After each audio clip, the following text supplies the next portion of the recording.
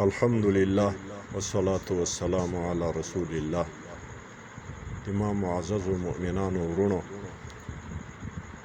د ورستی زمانه د فتنو او مصیبتونو په باره کې د الله جل جلاله د نازنین پیغمبر حضرت محمد مصطفی صلی الله علیه وسلم یو عبرتناک روایت تر سره شریکوم. معزز ورونو، دا روایتو دا حدیث مبارک حضرت ابو هریره رضی الله تعالی عنه نقل کوي. فرمایي چې رسول الله صلی الله علیه وسلم داسې وفرمایل: اول، اذا اتخذ الفیء دولا، هر کله چې ونیول سي وګرځول سي غنیمتو د بیت المال مالونه او وسائل د شخصي مال په تور باندې دغسې بې تحاشا او بې پروا استعمالیږي. دوهم، والامانة مغنما، او امانت غنیمت وګڼل سي. دریم، والزکاة مغرما، او زکات تاوان و نقصان د مال وبلل سي. وتعلم لغیر الدین، او څلرم تعلیم و تحصیل د دین علم کیږي، که هغه اخروي علوم وي او که دنیوي علوم وي، نه د انسانانو مسلمانانو د نفع دپاره او نه د الله د رضا دپاره، بلکې د دنیوي مال و متاع د حصول دپاره.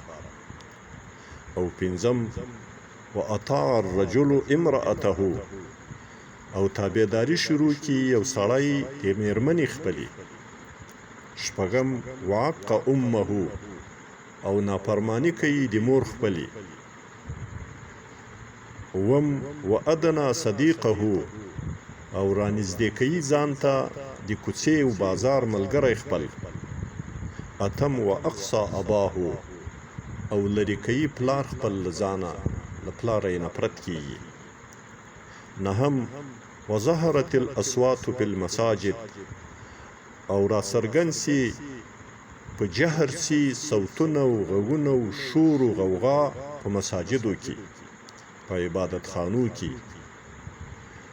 او لسم، وساد القبیلة فاسقهم، او سرداری و مشرتوب کوي د یو ملک و قبیلې فاسق دي هغو.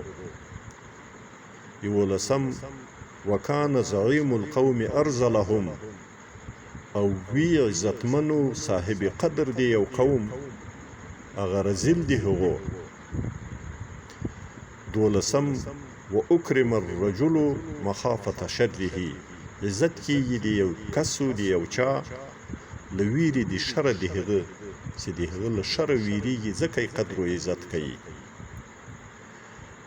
دیارلسم، وظهرت القینات والمعازف، او را څرګندې را ښکاره سي را زیاتې سي ناچګرې اوازخانې ښځې، او والمعازف، او آلات و وسائل دي لهو لعبو د سازو د سرود.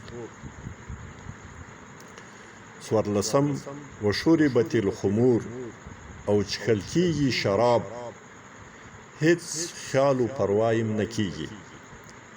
او پنځلسم، ولعن آخر هذه الأمة أولها، لعن و طعن و عیب و تهمت وایي اخیرنی د دغه امت په اولنیو د هغو باندې، په خیر القرونو باندې، په صحابه و تابعینو تبع تابعینو او هغو ته ورنږدې زمانه هغو باندې بد و رد وایي، هغه په ناپوهي باندې متهموي.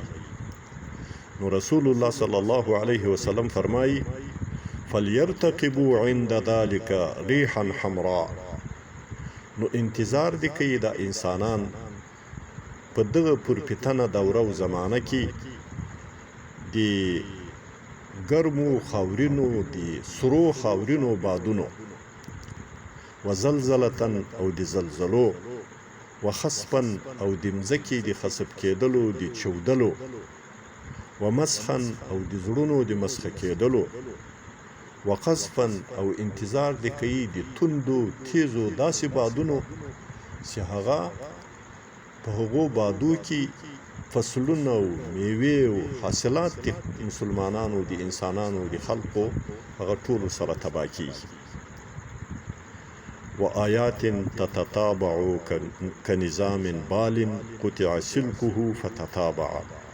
او د نورو داسې مصیبتونو او مشکلاتو انتظار دی کوي لکه د یو پییلي امیل هغه زوړ تار چې وشکیږي او هغه د پییل سوي امیل دانې یو په بل پسې بلا توقف لویږي. دا مصیبتونه به دغسې راوریږي او داسې به یو په بل پسې راځي. دا حدیث مبارک امام ترمذي په خپل جامع کې رانقل کړی ده په ابواب الفتن کې. او په صحابو کې ما سوال حضرت ابو هريره رضی الله تعالی عنه د نورو صحابو لکه حضرت علی کرم الله وجهه او ځینې نورو صحابو په روایاتو سره هم رانقل کړی.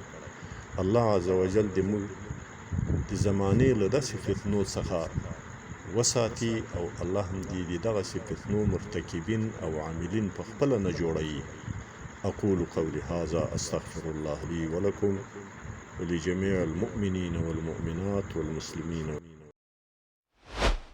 د نړۍ هر غافل په اذان ویښوم، زه بلال خوب ولې جهان ویښوم، زه بلال خوب ولې جهان ویښوم.